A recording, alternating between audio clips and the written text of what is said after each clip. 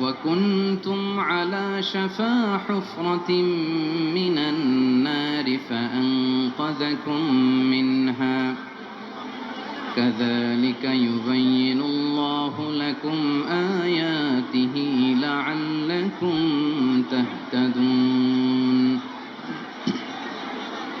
إن الله وملائكته يصلون على النبي يا أيها الذين آمنوا صلوا عليه وسلموا تسليما اللهم صل على محمد وعلى آل محمد كما صليت على إبراهيم وعلى آل إبراهيم إنك حميد مجيد اللهم بارك على محمد وعلى آل محمد كما باركت على إبراهيم وعلى آل إبراهيم إنك حميد مجيد সকল প্রশংসার মালিক কে? সকল ক্ষমতার উৎস কে? কেউ যেটা পারে না পারে কে? সে আল্লাহর দরবারে আমরা শুকরগুজার হচ্ছি, পড়ে নিচ্ছি কালিমাতু শুকর আলহামদুলিল্লাহ। সবাই গলা খুলে আওয়াজ করে পড়ুন, রব্বানা লাকাল হামদ হামদান কাসীরান তাইয়্যিবান মুবারাকান ফীহি ইয়া রাব্বি লাকাল হামদু কামা ইয়ানবাগি লিজালালি ওয়াজহিকা ওয়া আযীমি সুলতানিকা লাকাল হামদু বিল ঈমান লাকাল হামদু বিল ইসলাম লাকাল হামদু বিল কুরআন।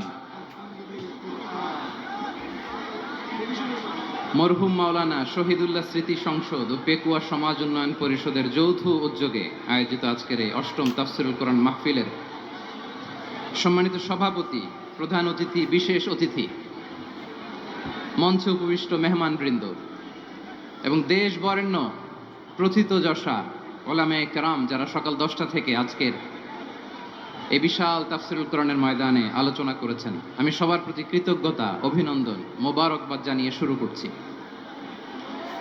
আল্লাহ রাব্বুল ইজ্জত জালালের দরবারে শুকরিয়া জ্ঞাপনের পাশাপাশি আমি আপনাদের শুকরিয়া জানাই যারা কক্সবাজারের বিভিন্ন থানা থেকে, চট্টগ্রামের বিভিন্ন থানা থেকে এবং বাংলাদেশের বিভিন্ন জেলা থেকে আজকের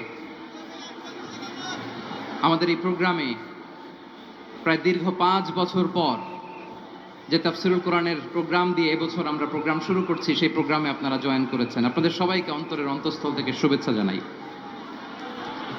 আমি অন্তরের অন্তঃস্থল থেকে শুভেচ্ছা জানাতে চাই আমার প্রিয় সাংবাদিক বন্ধুদের, electronics media, printing media, YouTuber ভাইদের। আজকে এই প্রোগ্রামের শান্তি শৃঙ্খলা নিরাপত্তার দায়িত্বে নিয়োজিত ছিল পুলিশ বাহিনী, বিডিআর বাহিনী, তারপরে র্যাব, দেশপ্রেমিক সেনাবাহিনী এবং পেকুয়ার ভলান্টিয়ার্স ভাইয়েরা, যারা যেভাবে আজকের প্রোগ্রামকে সার্থক করার জন্য আপনারা শ্রম দিয়েছেন, সময় দিয়েছেন, মেধা দিয়েছেন, উপস্থিত হয়ে প্রোগ্রামকে সার্থক করেছেন, আমি সবাইকে শুভেচ্ছা এবং মোবারকবাদ জানিয়ে শুরু করতে চাই। সম্মানিত ভাইয়েরা, আমাদের সময় হাতে খুব কম। বড় তাফসীল প্রোগ্রামগুলোর সবচেয়ে বড় ক্রাইসিস বা প্রবলেম হচ্ছে এখানে শোডাউন থাকে বেশি, ইউটিউবার থাকে বেশি, নিউজ কাভারেজ বেশি, কিন্তু মন খুলে, প্রাণ খুলে, নিঝুম নিস্তব্ধ একটা পরিবেশে কথা বলার যে সুযোগ, সেটা হয়ে ওঠে না। কিন্তু আমরা একটু কষ্ট করলে, একটু স্যাক্রিফাইস করলে এটা সম্ভব। আমি শুরুতে হাত জোর করে আল্লাহর ওয়াস্তে আপনাদেরকে চুপ থাকতে বলেছি। কোনো ভলান্টিয়ার্স আপনাকে বলবে না, একজন আরেকজনকে বলবে না, একে অন্যকে বলার দরকার নাই, থামো, সরো, জায়গা নাই, কিছু বলার দরকার নাই। শুধু চুপ থাকতে হবে মেহেরবানি করে কয়েকটা মিনিট।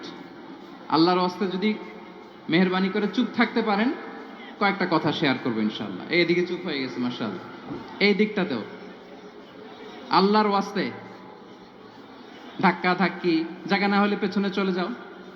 আমাকে দেখা লাগবে জরুরি না তো, এলইডি আছে, ওখানেও দেখা যাবে, ওখানে চলে যাও। ধাক্কা ধাক্কি করে ঘেমে ঘর্মাক্ত হয়ে কি একটা কঠিন অবস্থা। শীতের সিজন মনে হয়, আমি তো ঘামতেছি, ফ্যানটা বাড়াই দিতে হবে, ঘামতেছি টোটালি। র্যাবের ভাইয়েরা কি পরিমাণে কষ্ট স্বীকার করেছে আমাকে এখানে উঠাতে, যে এটা বলে বোঝানোর মতো না।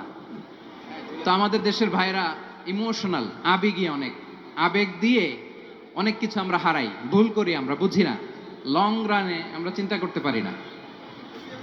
একটা নিঝুম নিস্তব্ধ পরিবেশ যদি দেয়া যেত, কথা বলতে পারতাম, লক্ষ লক্ষ কোটি কোটি মানুষ, সারা পৃথিবীর মানুষ এটা শুনতো, মানুষের মন মস্তিষ্ক চিন্তা মননে পরিবর্তন আসতো। কিন্তু ধাক্কা ধাক্কি করে আসতে আসতে আমাদের মাইন্ড ডিস্টার্ব হয়ে যায়। কিছু বুলেট পয়েন্ট সাজিয়ে নিয়ে আসছে, যেটা বলবো এটা ব্রেন থেকে হারিয়ে যায়, আর মনে রাখতে পারি না। জান নিয়েই তো টানাটানি, আমি মনে রাখবো কি? জান নিয়ে টানাটানি। তো যদি আমরা প্রতিটা বড় বড় পাবলিক ইভেন্টে যদি এরকম করি, আমাদের পক্ষে কি আর ময়দানে কথা বলা সম্ভব হবে?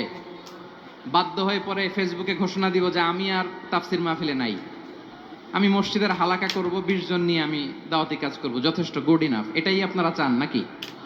এটাই চান? তো একটু মেহরবানি করে চুপ করা যাবে না? জায়গা না হলে পেছনে চলে যান, কিন্তু যারা থাকবেন চুপচাপ, আওয়াজ করা যাবে না। আল্লাহর ওয়াস্তে, আল্লাহর ওয়াস্তে অনুরোধ করার পরে যদি এটা ভায়োলেট করেন, জবাব দিতে হবে আল্লাহর কাছে। খবরদার, আল্লাহর ওয়াস্তে বলেছি, আওয়াজ করা যাবে না। ভাইয়েরা, এইভাবে আলোচনা করা যায় না, মেহরবানি করে আওয়াজ করবেন না। আমার দিকে তাকান। আজকে যে টপিকটা নিয়ে আমি আপনাদের সামনে কথা বলবো, সেটা হচ্ছে আমাদের ধর্মীয় জীবনে, সামাজিক জীবনে, রাষ্ট্রীয় জীবনে ঐক্যবদ্ধ থাকার গুরুত্ব। The importance of unity in our life. আমরা ঐক্যবদ্ধ থাকতে চাই কি চাই না? এই আপনাদের গলার আওয়াজ। আমরা ঐক্যবদ্ধ জীবনযাপন করতে চাই কি চাই না? চাই। ঐক্যের কোনো বিকল্প নাই। গত 50 বছর তো দেখেছি এই ডিসইউনিটি, অনৈক্য, বিভেদ, বিচ্ছিন্নতা আমাদেরকে কোথায় নিয়ে গিয়েছে। এই যে দেখেন, কিছুদিন আগে আমাদের বর্তমান নেতা ডক্টর ইউনূস, উনি সব রাজনৈতিক নেতৃবৃন্দদেরকে ডেকেছেন একটা ইস্যুকে কেন্দ্র করে। তার মানে গোটা বাংলাদেশ এক হয়ে গিয়েছে। আমরা সবাই উদ্বেলিত হয়েছি, উচ্ছ্বসিত হয়েছি, ঠিক কিনা বলেন? রাজনৈতিক নেতাদেরকে ডেকেছেন উনি, আমরা এক হয়েছি। এরপরে ধর্মীয় অঙ্গনের যে লিডাররা, বিভিন্ন ধর্মের, শুধু মুসলিম না, সবাইকে ডেকেছেন, আমরা ঐক্যবদ্ধ হয়েছি। এটাকে বলে ন্যাশনাল ইউনিটি, জাতীয় ঐক্য। যে কোনো ধরনের কনস্পাইরেসি, ষড়যন্ত্র, আধিপত্যবাদ মোকাবেলায় জাতীয় ঐক্যের চেয়ে মোক্ষম হাতিয়ার আর নাই। আমাদের একটা প্রতিবেশী দেশ আছে, আমরা আমাদের দেশ নিয়ে যত ভাবি, তারা তার চেয়ে বেশি ভাবে। কথা বুঝতেছেন না? আরো ভেঙে বলতে হবে। আমরা আমাদের দেশ নিয়ে যত উদ্বিগ্ন, এদের আরো টেনশন বেশি। বলেন, আমাদের দেশে শান্তি আছে না নাই? আমরা হিন্দু মুসলিমে কখনো দাঙ্গা লাগে? আসতে বলেন, কেন লাগে? ওদের পূজা পার্বণে আমাদের মাদ্রাসার ছেলেরা যে পাহারা দেয়, চিল্লায় বলেন ঠিক কিনা? আমাদের তাফসির মাহফিলের সময় ওরা ডিস্টার্ব করেন, ঢোল বাজায় না। ওদের পূজা পার্বণের সময় আমাদের তাফসির মাহফিলের ডেট হলে আমরা চেঞ্জ করে দেই। সুবহানাল্লাহ, কি সাম্প্রদায়িক সম্প্রীতির রোল মডেল। আর ওই বাংলাদেশের ব্যাপারে তারা অনেক ডিসইনফরমেশন ছড়াচ্ছিল। ভারতের অনেকগুলো গণমাধ্যম, আমি জেনারেলাইজ করব না, আমাদের প্রতিবেশী দেশের সব গণমাধ্যমকে আমি দোষ দিতে চাই না, অনেকগুলো গণমাধ্যম তারা ডিসইনফরমেশন শেয়ার করেছে। ডিসইনফরমেশন আর মিস ইনফরমেশনের পার্থক্য আছে। মিস ইনফরমেশন না জেনে ভুল বুঝে একটা মিথ্যা বা ভুল তথ্য ছড়িয়ে দেয়া, এটার ক্ষমা আছে, এটার কি আছে? আর ডিসইনফরমেশন মানে ইচ্ছা করে, প্ল্যান করে, ম্যাপ করে, ছক এঁকে মিথ্যা, গুজব, রটনা সোশ্যাল মিডিয়ায় ছড়ানো, এটার ক্ষমা আছে? আওয়াজ করে বলেন, ক্ষমা আছে? ভারতের কিছু গণমাধ্যম তাই করেছে। আমরা ব্যথিত হয়েছি, আমাদের হৃদয়ে রক্তক্ষরণ হয়েছে।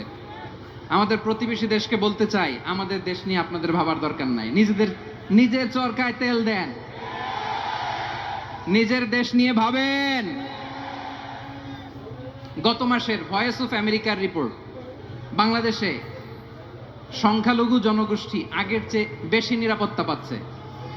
Report voice of America, Muslim report নাকি মুসলিম জরিপ, ভয়েস অফ আমেরিকা। কথা বোঝে নাই বোধহয়। ভয়েস অফ আমেরিকা কি আমাদের রিপোর্ট না? ভয়েস অফ আমেরিকার জরিপ, বাংলাদেশের সংখ্যালঘু জনগোষ্ঠী আগের চেয়ে ভালো নিরাপত্তা পাচ্ছে। শুধু এখানেই শেষ না, মাইক্রোসফটের একটা জরিপ শোনাই আপনাদেরকে। তারা সারা পৃথিবীতে গুজব, ভুয়া আর মিথ্যা নিউজ ছড়ানোতে কোন দেশ সেরা একটা রিপোর্ট করেছে। এর মধ্যে 1 নম্বরে এসেছে ভারতের নাম। মাইক্রোসফট তো মুসলমানরা চালায় না? কথা বোঝে নাই বোধহয়। প্রতিবেশী দেশকে বলবো, আপনারা নিজের চরকায় তেল দেন, আপনারাও শান্তিতে থাকেন, আমাদেরকেও শান্তিতে থাকতে দেন। সব চেঞ্জ করা যায়, প্রতিবেশী চেঞ্জ করা যায় না। আমাদের ল্যান্ড তাদের ল্যান্ড, পাশাপাশি। আমরা চাই তারাও সুখে থাক, আমরাও সুখে থাকি, ঠিক কিনা?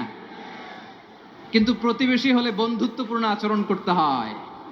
প্রতিবেশী যদি বন্ধু না হয়ে প্রভু হতে চায়, এরকম দানব প্রতিবেশী কেউ চায় না। ভারত যদি বন্ধুত্ব উপহার দেয়, আমরাও বন্ধুত্ব দিব, কি বলেন? তারা যদি বন্ধু সুলভ আচরণ করে, আমরাও বন্ধুত্ব উপহার দেব। কারণ আমাদের পররাষ্ট্র নীতি হচ্ছে সবার সাথে বন্ধুত্ব, কারোর সাথে বৈরিতা নয়। আলহামদুলিল্লাহ বলেন, কত চমৎকার পলিসি আমাদের। আমরা নির্বিবাদী, আমরা বাংলাদেশিরা শান্তিকামী। We are proud of that. এজন্য আমরা গর্ববোধ করি। আমাদের পররাষ্ট্র নীতি সবার সাথে বন্ধুত্ব, কারোর সাথে শত্রুতা নয়। তাই প্রতিবেশী দেশকে বলবো, আমার ভাইয়েরা, আপনারাও আমাদের ভাই, বন্ধুত্ব দিলে বন্ধুত্ব পাবেন। বন্ধুত্ব ইজ ওয়েলকাম, দাদাগিরি নয়। বন্ধুত্ব ওয়েলকাম, দাদাগিরি নয়। Loud and clear. ভারত যদি বন্ধুত্ব দেখায়, বন্ধুত্ব পাবে। কিন্তু ভারত যদি বাংলাদেশে আধিপত্যবাদ বিস্তার করতে চায়, বাংলাদেশের 18 কোটি জনগণ সেটা রুখে দেবে। ভারত যদি গৌর গোবিন্দের ভূমিকায় নামতে চায়, দেশের 18 কোটি মুসলমান শাহজালালের ভূমিকায় নামবে।